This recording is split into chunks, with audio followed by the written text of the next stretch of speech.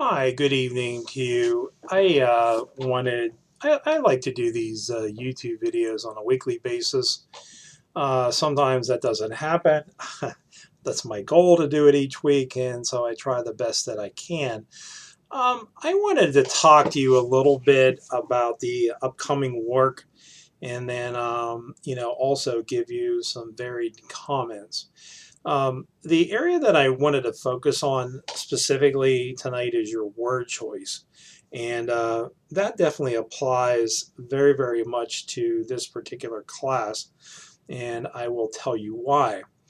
In the course of your writing for this class, you want to use more like standard but basic English. And when you work for any number of different companies, like if you would work for UPS or Procter and Gamble, Sony is a good example, and many others, some of your colleagues are going to be from other parts of the world. And so you would have to use simplified basic English, or sometimes they call it controlled English. It's actually mentioned in chapter 17 of our textbook. And the point that you want to use is you want to just use simple words that everyone can understand. So, like, for example, one of the administrators that used to work at this college used the terms facilitated discussion for a meeting. And why not just say the word meeting? Meeting is much more simplified. And in the United States, these are terms that you hear and they all mean the same thing: right size, downsize, or reduction in force. What it means is you no longer are employed. So you can say the person was laid off or terminated. So, that's much simpler language that everyone can relate to. And sometimes too, we do this in this country, but they also do it in other countries. And I realized that this was a situation that happened this past summer, and I use this example. So the student said, "My, you're very, very busy.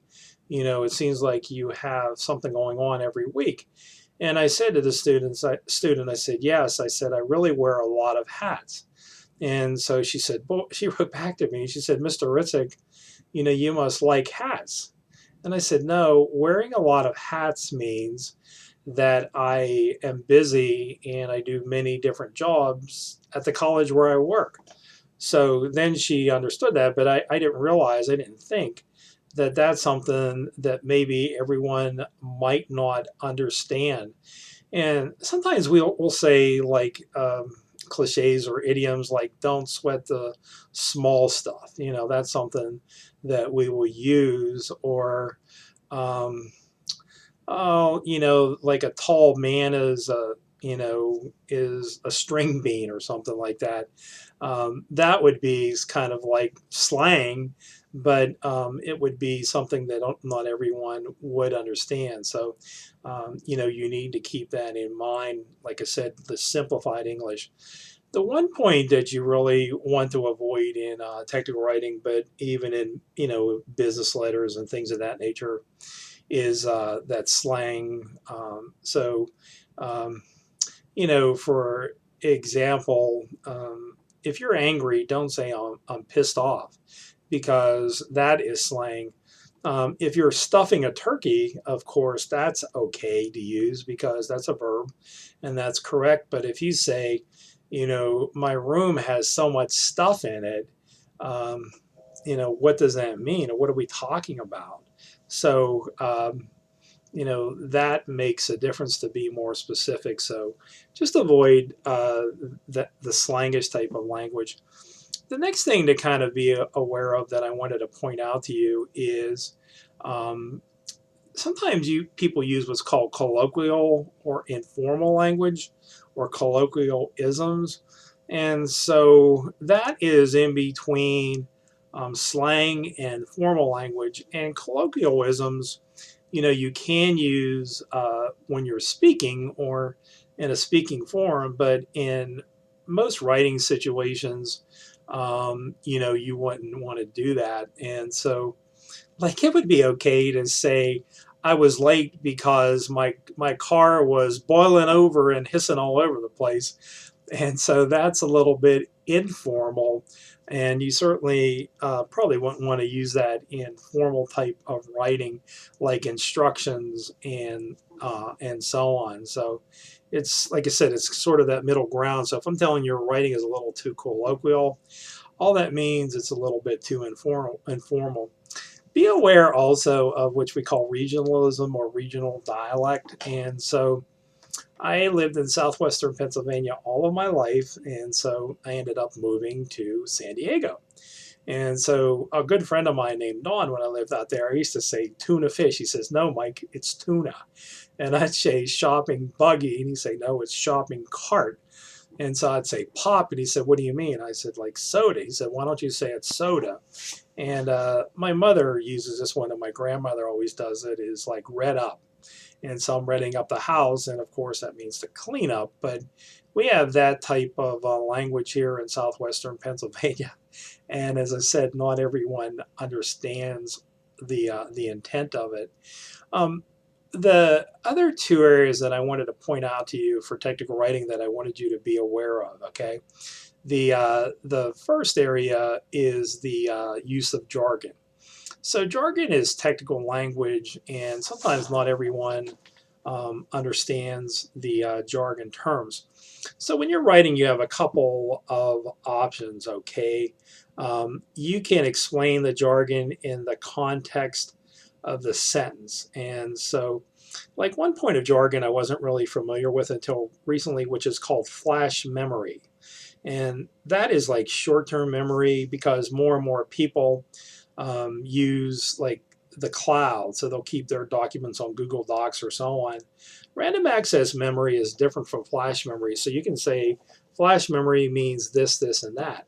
So you can explain the point of jargon in the the sentence, and of course you can also explain the jargon in parentheses. So that tends to be very, very helpful so a person understands it. So like for example, if you were going to say what gestational diabetes means, it's like raised blood sugar or diabetic symptoms for women who are pregnant. And so sometimes that happens. My wife's one friend was gestational diabetic.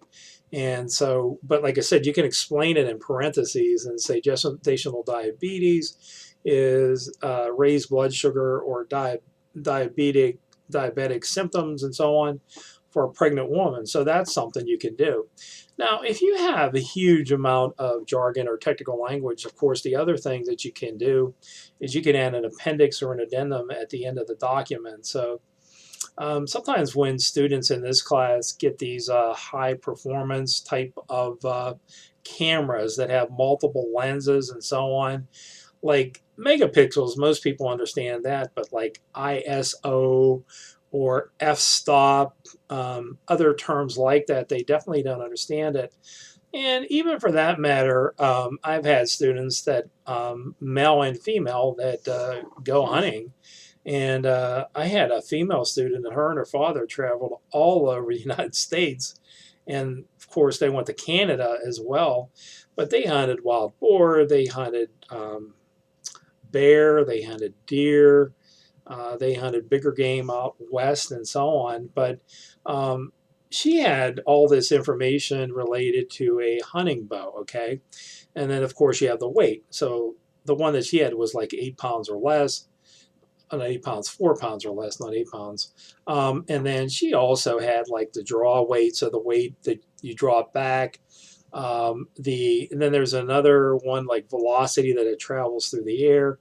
But there's also like, I don't know how to explain this, but it's like the poundage of the bow. So when I was growing up, if you had a bow that had 100 or 80 pounds, it was hard as heck just to string it up. But now they have these cams and pulleys, so it might be 10 pounds to draw it back, but it might be an 80 or 100-pound type of velocity bow. So, a heavier one, a higher one would be used for killing a bear or killing a big buck or even an elk, I suppose.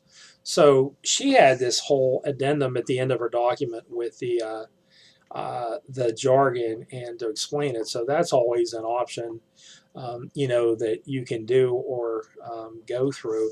And I even had a student that bought a sports bike, so a Kawasaki ZX10, which is a 1000cc wickedly fast sport bike. So he compared that against a couple of other brands. But there was information that was jargon that he needed to explain. So that's what I wanted to tell you. The last one to be aware of for this particular class or anything that you do is what they refer to not as jargon, but as acronyms, okay? So acronyms are abbreviation that mean something. So like TIG welding, STIG welding, that has a meaning, but like RAM, megabytes, terabytes, gigabytes, all those have meaning and most people will know those. But there are some that people do not know or do not fully understand. So a couple years ago, a family member of mine had to get her gallbladder out. And so in the process of doing that, there were like gallstones and there was like sludge in the gallbladder. So it had to be cleaned out or allowed to at least, I guess, cleaned out. I don't know what the best way to say it, but she had to get like an ERCP or something like that. And in essence, it puts a stent or something into the gallbladder and it allows all that to clear out, because otherwise, if you have stones and sludge remaining in the body, it's not good. So the gastroenterologist explained what this term meant. And so those are acronyms, but of course you use acronyms all the time for people that are nursing students or medical people that are going to be doctors to remember certain things, to remember, how to do them, as far as like, so if you intubate someone, you put a bag in and inflate their lungs. And there's other medical procedures that they do that way. So acronyms help people to remember more. And even in schools these days, of course, they teach children when there's a fire, they use an acronym FIRE or RUN, but they know what that means. Or a lot of times in the news, you see a child that calls 911 because their parent had passed out or whatnot, and so obviously they learn from an acronym. But the last thing that I wanted to tell you about acronyms is they're used for coded situations or that they mean something of significance. So I was in the Navy, and if you ever saw this term in a document, OBE, it meant overtaken by events. And so it meant that the things were so screwed up that you had to start over again. But we go, in my in-class courses, we go over to the nursing simulation lab in Commissioner's Hall, and they even have sim mom. So they show, simulate the delivery of a child. And so the students can watch and, of course, participate, take vital signs. But they have adults, they have teenagers, they have younger children, I guess toddlers, infants, and then of course even premature babies. But they simulate all that. But a couple of things that I never knew is so nurses use this, and I guess doctors as well. But they'll use the acronym FLK, which means funny looking kid. And so maybe the child, his ears are spread too wide on the head, or maybe the skin is jaundiced or whatever. So they'll use as an acronym. And I remember when my wife worked at a large trauma center, they would use the acronym CTD, which means circling the drain. In essence, meaning the person was probably going to die. If they're an organ donor, they need to be prepared to, take the organs from the body and that sort of thing. So it was, helpful, to understand those. But acronyms can be used in all different types of reasons and so on. Be aware also in this class, like when you use language, try to use more concrete, specific language. Get away from using the words like things, some, a lot, and so on. Try to be a little bit more accurate or precise, or even you can give an estimate. So if you said there was a lot of snow at Seven Springs Mountain Resort last winter, you can say it was piled up 2 stories high in the parking lot. That gives you a better image. What I also wanted to talk about a little bit this week is for, as I mentioned, the MP3 that I sent you earlier today. I wanted to tell you that discussion board 1 and 1A are due, and I talked about that. That's in tools. And then, of course, you can go to discussion board, create a new thread, and you can type the discussion board right into the discussion board. And the other option you always have is you can, type it in Word, save it, spell check it, and edit. And those sentences have to be 20 words or less. For discussion board 1, highlight each sentence and make sure that you are 20 words or less. I don't want 21, 22, 30. I want 20 words or less. With the other ones, you're using the active voice. So put those 10 sentences, and there's 5 more, put those all together into discussion board 1. Make sure with discussion board 1 that you check out chapter 17. It gives you information on controlled English and simplified English, which I talked about before. But in chapter 17 as well, and I'll point this out, and I know I mentioned this last week, it gives you information on writing clear sentences. And so it talks about trimming out verbiage or language, being concise. It goes to 638, 639, replace long words with short words. And it goes through accuracy in writing, and it goes to 644. So it covers those pages. And then the other point to be aware of is the difference between the active voice and the passive voice. I had a student in class a number of years ago, and she wrote this sentence, and I told her to rewrite it. She said, "The roof and trusses were installed over the weekend on my home."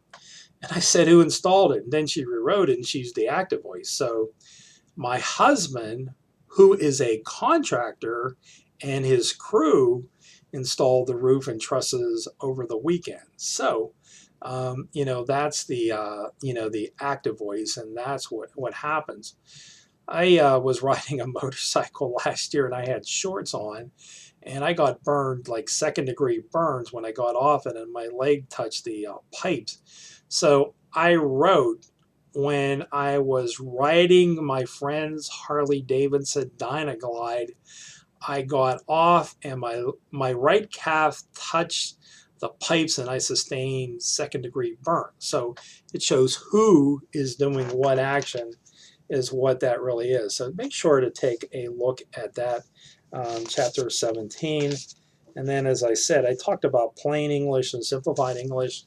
So I would encourage you to to look at that. And then I also wanted to highlight, chapter 1 and just tell you, make sure to look at pages 2 and 3 because that's a quiz question about the differences between technical and academic writing.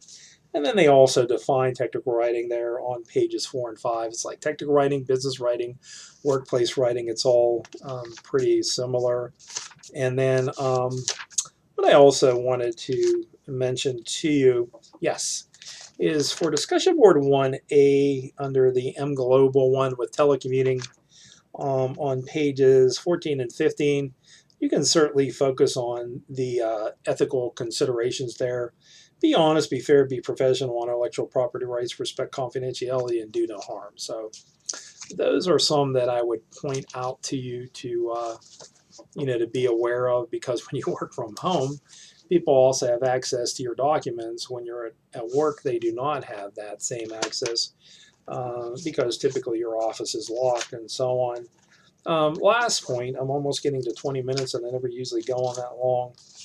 But one of the quiz questions that we do in this class within Chapter 6, General Guidelines for Correspondence, please refer to that chapter of the book.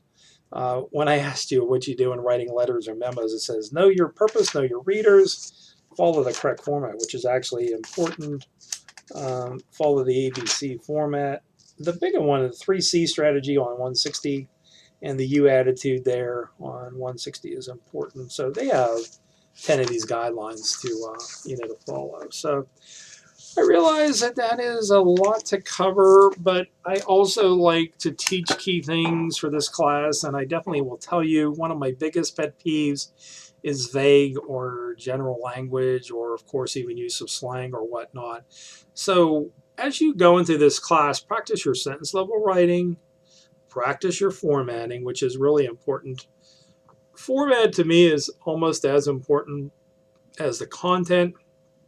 And then, of course, practice your sentence level writing and your in-text emphasis of, key points. And it really will make a difference. And you will see, of all the classes you may take in your college career, I believe this one may be the most productive because it gets you to practice and use strategies that will benefit you in the long term. Thanks.